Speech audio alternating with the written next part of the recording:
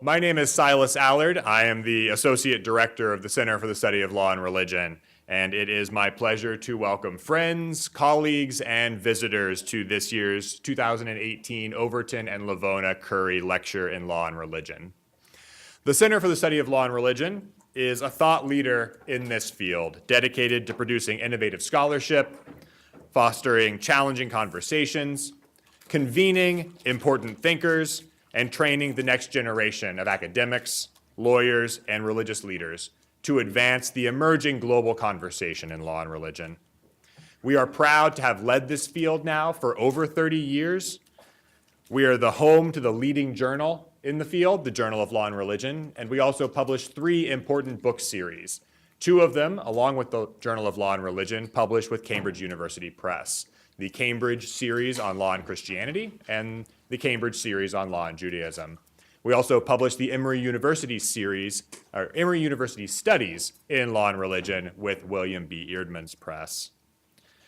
For our students, we have 6 graduate degree programs, dozens of interdisciplinary courses offered across the university, and skills building and experiential learning opportunities.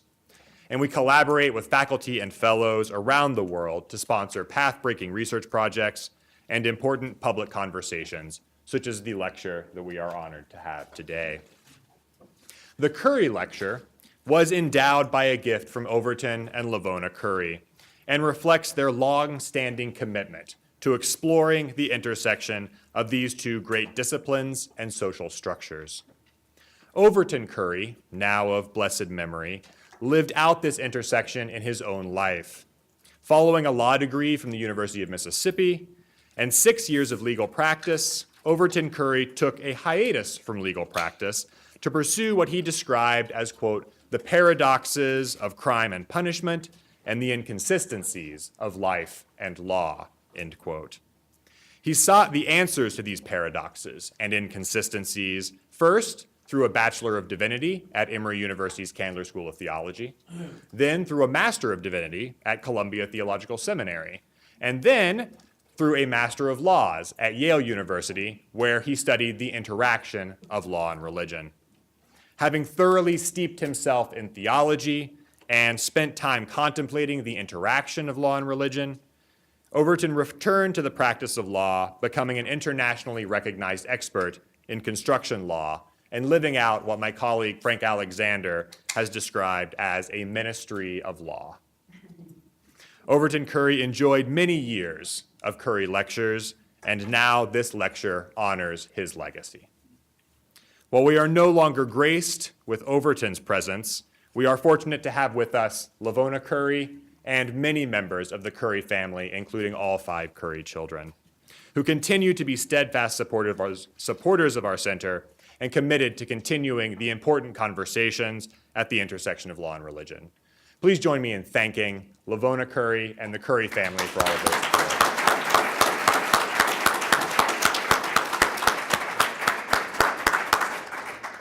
I also want to take a moment to thank the staff of the center who make this and all of our programs possible.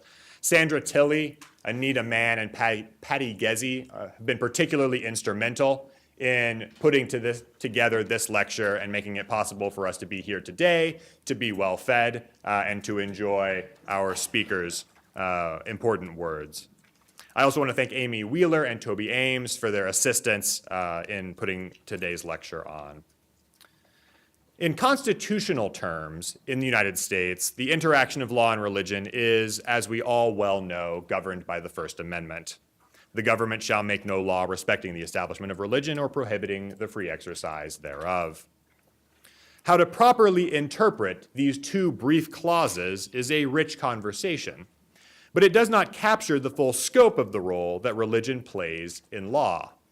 Sometimes it is important to step behind the process of lawmaking, law enforcement, and legal interpretation into the world of politics to understand the role that religion is playing in the political processes that are the foundation of lawmaking, essential to the necessary discretion of law enforcement, and sometimes even present in the judicial work of legal interpretation. While Thomas Jefferson's famous wall of separation between religion and state has been higher and lower, more and less porous over the history of the United States, the political sphere has always been a forum of robust religious participation. This participation by religion in the political sphere has built coalitions and created fault lines throughout history. And we are now again in the midst of new shifts and quakes in those fault lines that will continue to reverberate throughout our system of governance. Thus, we are fortunate to have with us this afternoon an astute chronicler of the contemporary political moment, Dr. Andra Gillespie. Dr. Gillespie is Associate Professor of Political Science and Director of the James Weldon Johnson Institute for the Study of Race and Difference here at Emory University. She earned her Bachelor of Arts degree in Government and Foreign Affairs and African American Studies at the University of Virginia. She holds master's degrees in African American Studies and Political Science from Yale, and in 2005, she earned her doctorate in Political Science from Yale.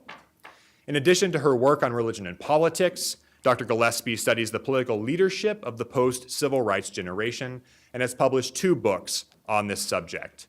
Who's Black Politics? Cases in Post-Racial Black Leadership, published in 2010 by Routledge, and The New Black Politician, Cory Booker, Newark, and Post-Racial America, published in 2012 by New York University Press. She has earned prestigious fellowships from the American Political Science Association, the National Science Foundation, and the Ford Foundation.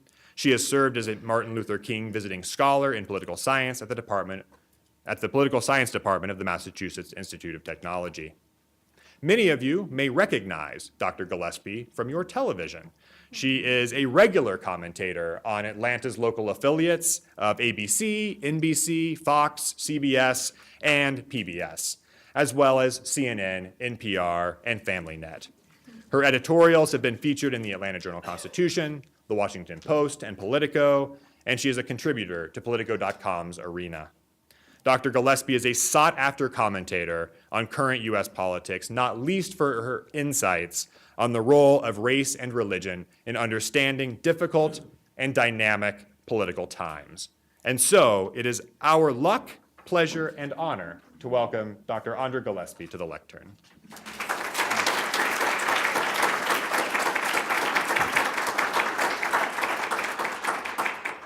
Well, thank you very much for this invitation. This has given me an opportunity to think about data that I have and to think about sort of what future directions are going to be in terms of publications. So I want to sort of state my priors from the outset. My academic identity is primarily a scholar of race and politics in the United States, but I am starting to move into areas related to religion, and that in fact is informed by my own identity as somebody who identifies as an evangelical Christian. So I want to start off by thinking about some of the things that have been discussed in popular media in the last few weeks. So 2 weeks ago, in the New York Times Sunday Review, podcaster Amy Sullivan made the provocative assertion that most white evangelicals would vote against Jesus himself if he ran as a Democrat. And she is basing this in part on the 80% support that white evangelicals gave to Donald Trump in the 2016 election, and she's looking at continued sustained support for President Trump in terms of measurements of approval ratings in the last year and a half. Her primary purpose in this article is to start a conversation with Michael Gerson, the former speechwriter for George W. Bush, and a never-Trumper who is lamenting in this month's issue of The Atlantic Monthly about how white evangelicals have abandoned their principles. Sullivan wants to challenge Gerson and his allies, though, on their complicity with the Trump movement, because she wants to point out that white evangelicals in particular have been fully co-opted into Republican Party politics, so much so that many of them couldn't fathom the possibility of casting a vote for Hillary Clinton in the 2016 election as much as they objected to Donald Trump and his self-presentation. So essentially here, Sullivan is making an argument for Republican electoral capture amongst evangelicals, and this is a concept that I take from the race and politics literature, particularly Paul Freimer's work on Democratic electoral capture amongst blacks in the United States. And so the theory of Democratic electoral capture suggests that the Democratic Party and African Americans are not perfectly aligned with one another in terms of policy preferences, but the Democratic Party is the closest to blacks' policy preference, and such they have no choice but to vote for Democratic candidates, even if they disagree. And what that also means is that the Democratic Party knows that ideologically speaking, they are actually closer in terms of congruence to African American interests than the Republican Party, and so this gives the Democratic Party license to take African American votes for granted. And so when you hear people complaining about what the Democratic Party hasn't done for black people, when you hear black Republicans reach out to black Democrats and urge them to defect or to get off of the Democratic plantation, they are basically making crude pleas to electoral capture. Now, the difference between the relationship between white evangelicals and the Republican Party and African Americans to the Democratic Party in terms of electoral capture is not in terms of policy, not so much policy congruence or say, let's policy neglect. Because we can see in the last year that President Trump has made many, many overtures towards white evangelicals in terms of their policy preferences. So whether it is appointing conservative justices to the federal bench, whether it is moving the American embassy in Israel to Jerusalem officially, whether it is banning transgender people from the military, there are all of these ways that we see President Trump rewarding his most loyal base for their loyalty, but still there comes a question when people who are morally opposed to Donald Trump and his behavior still can't find the way to vote for a Democratic candidate because that's just a bridge too far for them. So today I'd like to explore these issues further in the context of the 2016 election. And just to give you a preview of my argument, here's what I plan on demonstrating through the data that I will discuss. One, there are some places where we see everybody being concerned about the same things. The differences, though, are in how to solve those problems and which candidate, in terms of presidential candidates, was best positioned to be able to solve them.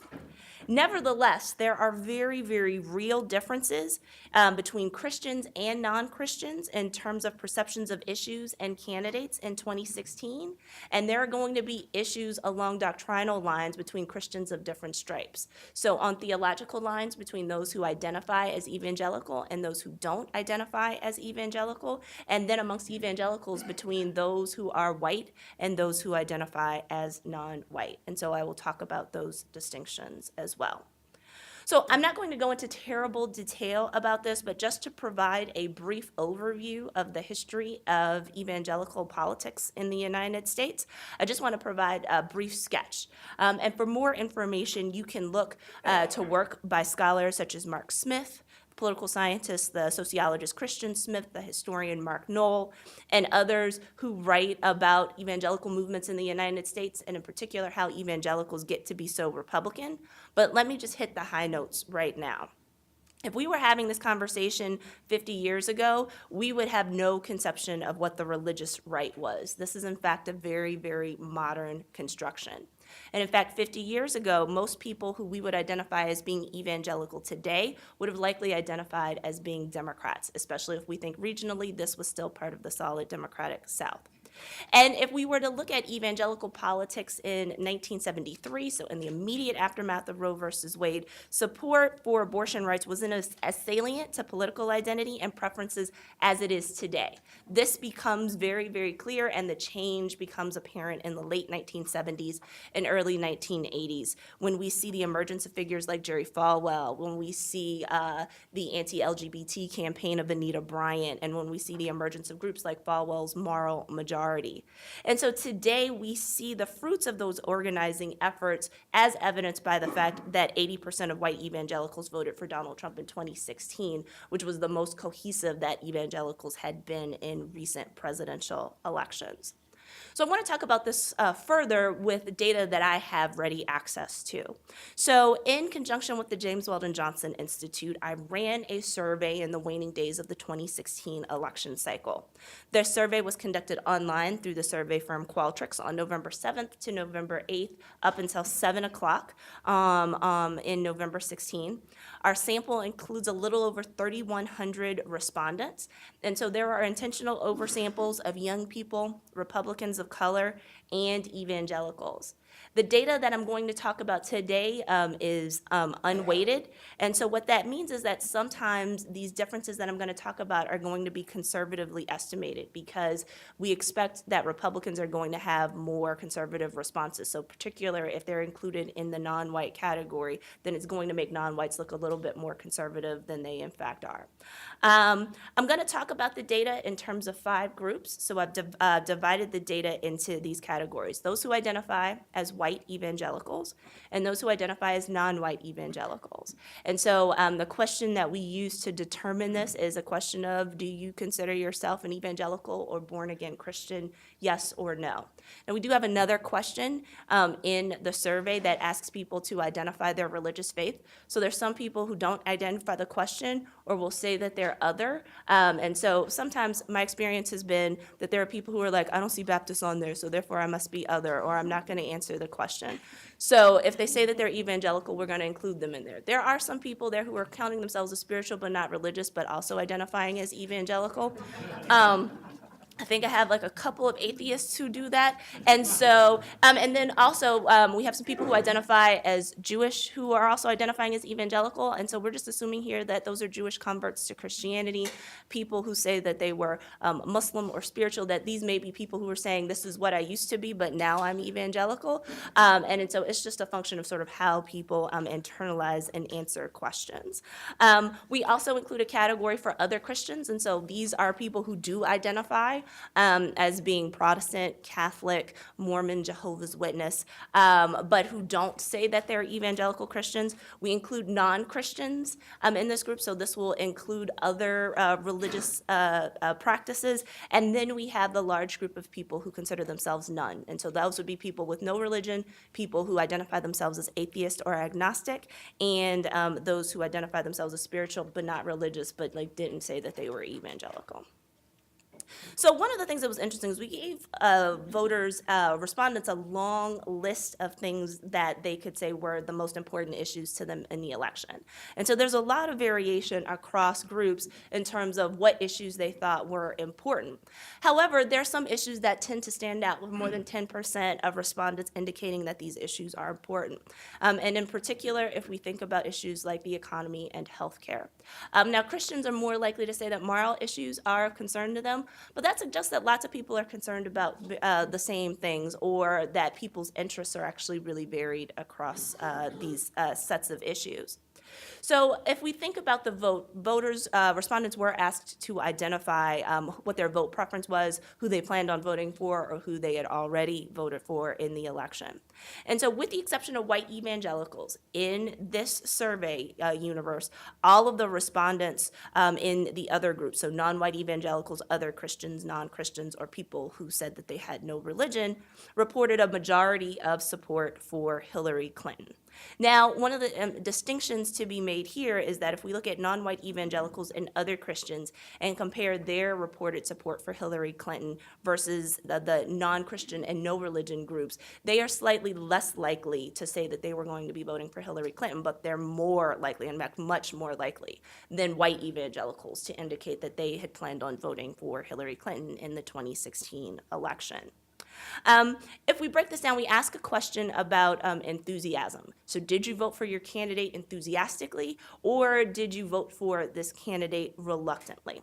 So most Clinton voters said that they were enthusiastically voting for their candidate.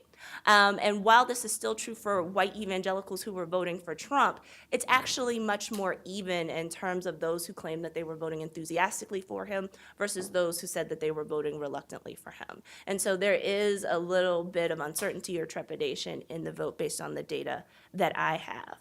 Then we also asked the question about, okay, so Are you voting for your candidate, or are you voting against one of the other candidates? To just try to get a sense of what was going on there. And white evangelicals stand out. Most, if we look at white evangelicals, if we look at other Christians, if we look at non-Christians, and if we look at those who reported no religion, they were more likely to say that they were voting for their candidate.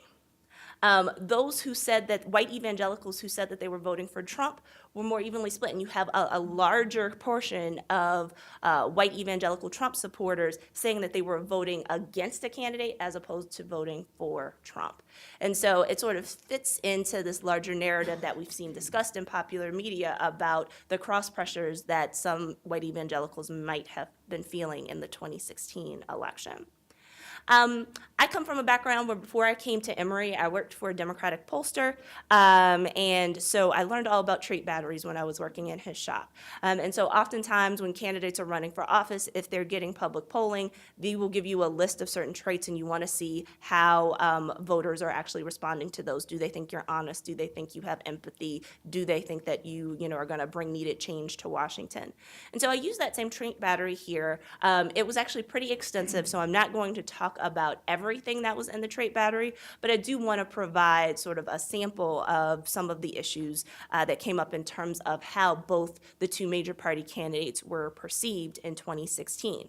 So if we start with Hillary Clinton, Hillary Clinton was not perceived as being honest by most people, so it doesn't matter what your religious background was. Now, the group that was more likely to say that honest described her extremely or very well was surprisingly non-white evangelicals. So, and even here, it's not a majority. But we see some differences with non-white evangelicals being more willing to give her a chance on this particular trait. Everyone still has their questions about Hillary Clinton's ethics, too, in this survey. So it's usually about 30 to 35%. And again, here, it is non-white evangelicals who are leading the pack in terms of saying that ethical described her extremely or very well. And so it's about 35% of non-white evangelicals. And then it's about 31% of non-Christians who had this, and 30% of those who said that they had no religious affiliation. Not surprisingly, only 23% of white evangelicals thought that ethical described Hillary Clinton extremely or very well. We asked whether or not Hillary Clinton was a typical politician.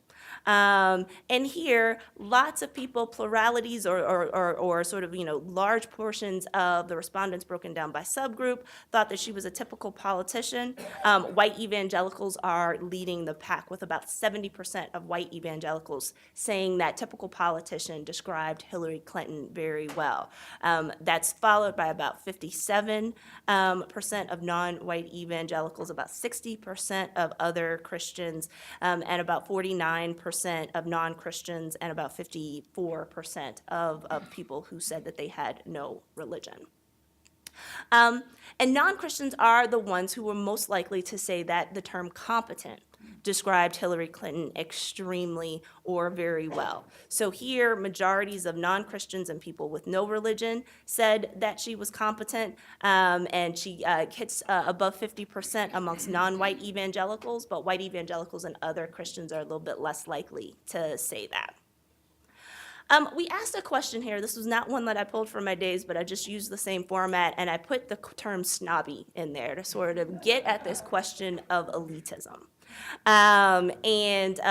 White evangelicals are the group that is most likely to say that snobby describes Hillary Clinton extremely or very well. So about 51% of white evangelical respondents believe this. It's minorities of voters in the other religious categories who thought that snobby described Hillary Clinton very well. They were also more likely than other religious groups to believe that Hillary Clinton was out of touch. So it's not a majority here, but about 44% of white evangelicals thought that she was out of touch, compared to only about 29% of white evangelicals, about 33% of other Christians, about 20% of non-Christians, and people who had no religious faith. All right, so let's switch and look at relevant traits. And so these were included in 2016, and the ones that I point out today are the ones that may be on your mind depending on when was the last time you watched the news. So, the first trait I'm going to talk about is honesty. So I want to be clear, nobody thought that honest described Donald Trump extremely or very well. But white evangelicals are most likely to think that honest described Trump extremely or very well in 2016. So here, about 41% of white evangelicals thought that honest described him well, compared to about 29% of white evangelicals, 24% of other Christians, about 19% of non-Christians, and about 14% of people with no religion. Christians are going to be more likely than non-Christians to think that Trump had empathy, which we sort of phrase as cares about people like me. However, this idea is going to be more prevalent amongst evangelicals, white evangelicals, than it is amongst non-white evangelicals and amongst other Christians. So just to kind of give you a sense of sort of what the terms look like, it's about 12% of those who have no religion, about 18% of those who are non-Christians, about 23% of other Christians said cares about people like me, describes Trump very or extremely well. It's about 26% of non-white evangelicals, and it's about 39% of white evangelicals. And again, so when we're talking the same thing about honesty, a majority of voters didn't think that Trump was ethical. So I want to be clear that we're not talking about majorities. However, if we're just sort of comparing the proportions across religious identity groups, white evangelicals are going to be the ones who are more likely to believe that he's ethical. So here, about 36% of white evangelicals said that he was ethical, compared to only 23% of non-white evangelicals, about 20% of other Christians, about 18% of non-Christians, and about 11% of people who had no religion. And then we asked a question about sort of narcissism, self-absorption. And so this is termed as cares only about himself. And here, what's distinct with white evangelicals is that they're the least likely of all of these groups to say that Trump cared only about himself. So here, it's about 39% of white evangelicals said that this describes Trump extremely or very well, compared to about 61% of non-white evangelicals, about 55% of other Christians, about 61% of non-Christians, and about 72% of people who had no religion. And when we asked the question about Trump's competence, majorities of respondents did not say that Trump was competent, but white evangelicals are more likely than other groups to say that Trump was competent. So about 47% of white evangelicals say that he was competent, and non-white evangelicals are about 33%. Other Christians are at 30%, and then the other two groups are at less than 20%, between 15 and 20%. White evangelicals, it's still, again, not a majority, but a substantial portion of white evangelicals relative to other religious identity groups say that Trump represented their point of view on the issue. So it's 43% for white evangelicals, it's 29% for non-white evangelicals, about 27% for other Christians, and then it's 17% and 12% for non-Christians and people with no religious identity, respectively. And then if we ask this question, and this is one of those important things that could help explain why Barack Obama won in 2008, it also could help to explain potentially why Trump won in 2016, is this notion of change. So we ask the trait would bring needed change to Washington, D.C. So here, a majority of white evangelicals believe that Trump would bring needed change to Washington, D.C. So that's going to be about 55%. Compared to only about 31% of non-white evangelicals, about 38% of other Christians, about 21% of non-Christians, and about 20% of people who have no religion. If we ask this question about whether or not Trump was disciplined, and so if we look at this discipline trait, It's non-Christians who are very clear in their perception that Trump is undisciplined. So you'll get less than 15% of people who are non-Christian or say they have no religion who believe that Trump is disciplined. You'll get more than 35% of white evangelicals who think that he's disciplined, and then other Christians, non-white evangelicals, and other Christians are at about 20 to 25% likely to say that Trump was disciplined. So he asked this question about whether or not people thought that Trump thought that the rules didn't apply to him. And here, white evangelicals don't think that he thinks that the rules don't apply to him. Everybody else thinks that Trump thinks that the rules don't apply to him. But if we compare amongst that majority, non-white evangelicals and other Christians, they're less likely to think that than their non-Christian and non-religious counterparts. We asked the question, another one never thought I'd ever put in a survey was, does con artists describe Trump extremely or very well? And so here, most people thought that Trump was a con artist, just under 50% amongst non-white evangelicals, but those proportions go up for other groups, other Christians, non-Christians, people with no religion. The group that's least likely by and far to believe that Trump was a con artist were white evangelicals at about 31%. And then we asked a question in 2016 about whether or not Trump was dictatorial. So just looking at that as a particular trait. And the people who were most likely to say that Trump was dictatorial were people who had no religion, at about 64% of that group.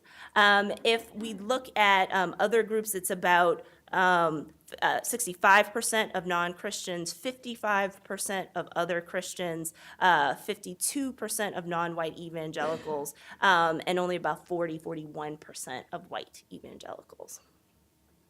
Then we asked the term arrogant. So does arrogant describe Trump extremely or very well?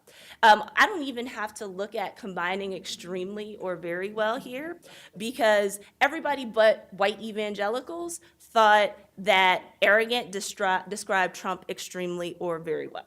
Right? So upwards of 50% of non-white evangelicals, other Christians, non-Christians, and no religion said that this describes Trump extremely or very well. Again, the non-Christians are more likely to think this than those who ascribe to a Christian faith but aren't identifying as white evangelicals, and white evangelicals are the least likely to say this, though when we combine extremely and very well, we are starting to approach a majority of even white evangelicals who are thinking that he is arrogant. This same pattern almost plays out in the same way. The numbers are a little bit lower when we ask about whether or not Trump is vulgar. And so outright majorities of non-Christians and people who have no religious faith thought vulgar described Trump extremely well. It is close to a majority for non-white evangelicals and other Christians, and we get above that, so you're getting about 63 to 65% of non-white evangelicals and other Christians who think that vulgar described Trump extremely or very well. And when we combine those two categories of extremely or very well for white evangelicals, it's still under 50%. So it's about 49% of white evangelicals who thought that vulgar described Trump extremely or very well. And then we talked about sort of whether or not he was qualified to be president. So that's just the trait, qualified to be president. Here, most people did not think that Trump was qualified to be president. So this is going to be true across all religious identity groups. The group that is most likely to think that qualified to be president describes Trump extremely or very well is, not surprisingly, white evangelicals, with about 43% of white evangelicals saying that that described him extremely or very well, and fewer than 25% of all other groups saying that qualified to be president described Trump extremely or very well. So what we can take from this is that we do see distinctions across religious identity groups in terms of perceptions of Hillary Clinton and perceptions of Trump. Non-Christians are going to be more likely to ascribe positive traits to Hillary Clinton. White evangelicals are going to be the group that's most likely to ascribe positive traits to Donald Trump. They're going to be the ones who are most resistant to traits that seem to be critical of Donald Trump. And if we look across religious groups, there are these interesting distinctions with white evangelicals and non-Christians and non-believers in general being more likely to be really harsh and critical about him, with other Christians being somewhere in the middle on this. All right, so I want to switch to some questions about the notion of truth. Now, my conception of what fake news is has certainly been evolving, as with everybody else, but this was a narrative and this was certainly a trope that was used in the 2016 election cycle. So the way I try to capture it in the survey is to ask people two-part questions. So we list certain incidents that had happened, that had been widely discussed in the news, and we ask, so one, did this happen? And then two, is this a good reason or a bad reason to vote for or against a particular candidate? And so here I'm going to be looking at things that are negative that might be good reasons to vote against a candidate. So let me start with Donald Trump. So the claim that was put out there was that Trump's businesses had to declare bankruptcy 6 times. And so first we wanted to ask a question about whether or not it was true. We see that most people believed that this was in fact true. However, evangelicals are distinct from other Christians and from non-Christians and non-believers in terms of their sort of the magnitude to which they believe that this was true. So less than 60% of evangelical Christians thought that this was true, whereas upwards of 60% of the other groups thought that this was in fact true. We see similar types of distinctions between evangelicals and non-evangelicals of whatever stripe in terms of their belief in the veracity of the Access Hollywood story. Here, the margin goes up a little bit. So about 64% of evangelicals, regardless of race, thought that the Access Hollywood tape was true. And about 75% or more of other Christians and non-Christians and non-believers thought that the Access Hollywood tape was true. We asked whether or not Trump really said that he could stand on Fifth Avenue and shoot somebody and still get elected. And here, upwards of 60% of other non-evangelical Christians and non-believers and non-Christians thought that this was true, compared to just a little over half of evangelicals, regardless of their race. White evangelicals, followed by non-white evangelicals, and then other groups, so other Christians, non-Christians, and the non-religious are also in terms of sort of their belief whether or not Trump said that Mexicans were rapists. So we see about 54% of white evangelicals saying that that was true, compared to 60% of non-white evangelicals, and then 70% or more of other Christians, non-Christians, and non-believers generally. Okay. They also asked a question about whether or not you thought that Trump was uncoachable. So this is worded as Trump has shown a resistance to being coached. And so only a little more than half of evangelicals, regardless of race, thought that Trump was uncoachable, while more than 60% of other religious identities thought that Trump was exhibiting uncoachable behavior. So then there becomes a question of not just whether or not it's true, but then whether or not this is actually a good reason to vote against Donald Trump because of these issues. And so there are a lot of people, surprisingly, somewhere between like a quarter and a little bit more than a third, who would often say that these things shouldn't matter. And so this in some ways could reflect that, well, I'm going to vote for party, or I've already sort of come up with my reason to vote against somebody, so this may not be the straw that breaks the camel's back. But we can look at distinctions between people who think this is a good reason to vote against somebody or bad reason to vote against somebody.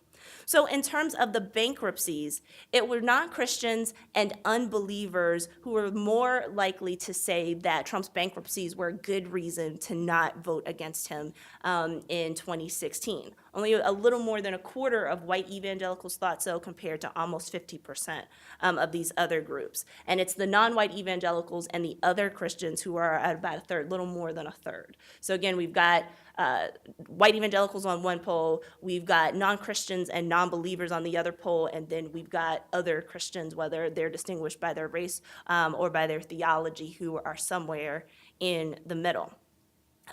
Surprisingly, I didn't see sort of overwhelming numbers in terms of the Access Hollywood tape being a good reason to vote against Donald Trump. I expected these numbers to be higher. But again, we see the same types of distinctions. So a little more than half of non-Christians and non-believers think the Access Hollywood tape is a good reason to not vote for Donald Trump, compared to only about a third, little more than a third of white evangelicals, and about 40% of non-white evangelicals and other Christians. And the same thing is going to be true for the shooting people on Fifth Avenue comment. So here, actually for everybody, this is less than 50%, but we're getting close to 50% for non-Christians and non-believers. We're getting about 32% of white evangelicals who think this is a good reason to vote against him, and then close to, but not quite, 40% of non-white evangelicals and other Christians who think that this is a good idea. And again, for the Mexican rapist comment, majorities of non-Christians and non-believers think that this is a good reason to vote against Trump. A little more than a third of white evangelicals think that this is a good reason to vote against Trump, and only about 40 to 45% of non-white evangelicals and other Christians think that this is a good reason to vote against Trump. Then there's this interesting sort of thing about sort of the notion of teachability. And so here, majorities of voters do not think that Trump's lack of teachability, unwillingness to be coached, are reasons to vote against him. This number is higher amongst non-Christians and non-believers than it is amongst Christians. And so of the Christian groups, this number is really small, but it's a difference between being 29% of white evangelicals think that Trump's uncoachability is a problem, compared to about 35% of non-white evangelicals. Okay. All right, so let me switch and talk about Hillary Clinton. So in particular, I want to talk about sort of the issue of the email server. So here, non-white evangelicals are the distinct group. So only about 57% of non-white evangelicals actually believed the email server story.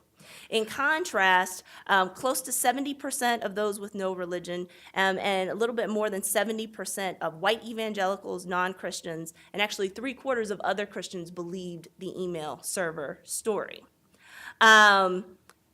In terms of saying whether or not this is a good reason to vote against Hillary Clinton, the group that's more likely to say that this is a good reason to vote against Hillary Clinton are, not surprisingly, white evangelicals, with almost 50% of white evangelicals saying the server is a good reason to vote against Hillary Clinton. So if we look in terms of ranking the other group that thought that this was a problem, we're about 42% of other Christians, followed by about 34% of non-white evangelicals, 33% of non-Christians, and 29% of non-believers. We also included reasons to vote for candidates. So the one I want to point out here, since we're at Emory and it's a Methodist school, is this notion that Hillary Clinton's views about social justice were informed by her Methodist faith. And in terms of, one, thinking this is true, most people didn't believe it. So the groups that are most likely to believe this, at about 37%, are non-white evangelicals and non-Christians. But you've got actually roughly equal proportions of white evangelicals, other Christians, and people with no religion who believe it. And then white evangelicals are more likely to say that this is sort of outright not true, with about a third of them saying that this isn't true. So more people are kind of in the don't know category about this question. Now, whether or not this is actually a good reason to vote for her, the group that's distinctive here are non-white evangelicals. So this is a group that would 41% of which said this would actually be a good reason to vote for Hillary Clinton, compared to less than 30% of all of the other groups. And going to reasons to vote for Trump, we asked questions about Trump's business experience. So the statement here is that Trump's business experience will help him fix our federal government. In general, only about a third of respondents actually bought this concept, but a majority of white evangelicals thought that this was a good idea, with 52% saying, one, that this was true, and then 60% of them saying that this was actually a good reason to vote for him. So the distinction here is that about 46% of other Christians said that this was a good reason to vote for Trump, compared to 38% of non-white evangelicals, 31% of non-Christians, and 27% of people who said that they were unbelievers, broadly speaking. We asked a question about whether or not Trump would repeal and replace the Affordable Care Act. And so majorities of voters across all groups thought that he would repeal and replace Obamacare. The groups that were more likely to believe this were white evangelicals and other Christians. And then whether or not this is actually a good idea or a good reason to vote for Donald Trump, the group that's more likely to say this are white evangelicals. So about 59% of white evangelicals thought the promise to repeal and replace Obamacare was a good reason to vote for him. So what do these takeaways mean? So one, faith matters. And so we see that there are distinctions in political attitudes based on religious identity. And so we see places where Christians are distinct, and then we see places where evangelicals are particularly distinct in terms of their attitudes and perceptions. And I want to talk about that in a minute. The other place where this matters is in terms of race. So in particular, looking at evangelicals, there are places where the sort of perceptions and preferences of white and non-white evangelicals converge, but there are oftentimes places where they diverge. And so non-white evangelicals often look more like other Christians, who we would typically refer to as kind of mainline Protestants or sort of other Christian sects, than they do from their white evangelical counterparts with whom they're supposed to share a common theology.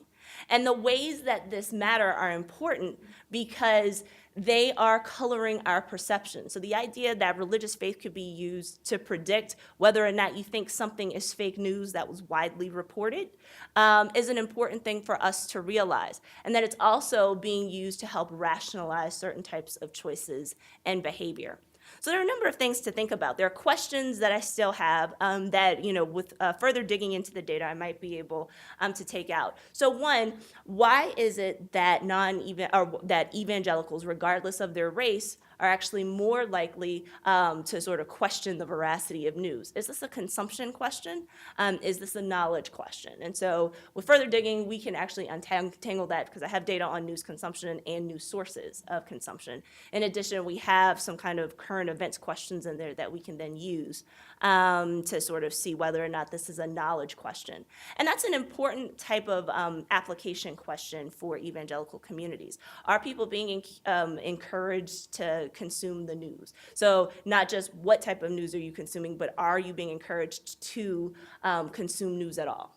Why are you unwilling to believe that the Access Hollywood tape happened when it was shown on air ad nauseum for an entire weekend? So that's an important thing for us to think about. Of course, the data that I'm presenting here today is presented in a bivariate manner, and sort of further steps will include multivariate modeling, and then looking at other cases where we ask other questions. So for instance, I'm unable to show you today data that we have from the Alabama Senate race, where we ask questions about support for Roy Moore versus Doug Jones. We have questions about religious identity, but we also have questions about, one, did you follow the news stories about his accusers, and then do you actually believe the accusers? So again, this sort of notion of belief and veracity sort of informing or helping people to rationalize their choices are really important. If there's one thing that I would probably say in closing, I think it's important to not caricature evangelical communities. People are very clear and careful oftentimes to make distinctions between white evangelicals, but it's never juxtaposed usually with non-white evangelicals, so that we don't really appreciate the distinctions that are there, as opposed to assuming, oh, they're like all black and maybe a few Latinos, and like we know they're all Democrats because they're blacks, right? There's much more variation, much more nuance there that we need to appreciate. And then second, even when we are looking at evangelicals who might be putting their attitudes about family, religious freedom, and abortion sort of front and center, it doesn't mean that people aren't necessarily conflicted. It might not be being measured in the job approval rating, but if we dig deeper and ask more questions, we might be able to get to see nuance. That doesn't absolve people of being challenged about why people are making beliefs, why they're making certain types of decisions in terms of support or voting behavior, but at least it helps us to understand things a little bit better. So with that, I thank you, and I'll be happy to take your questions.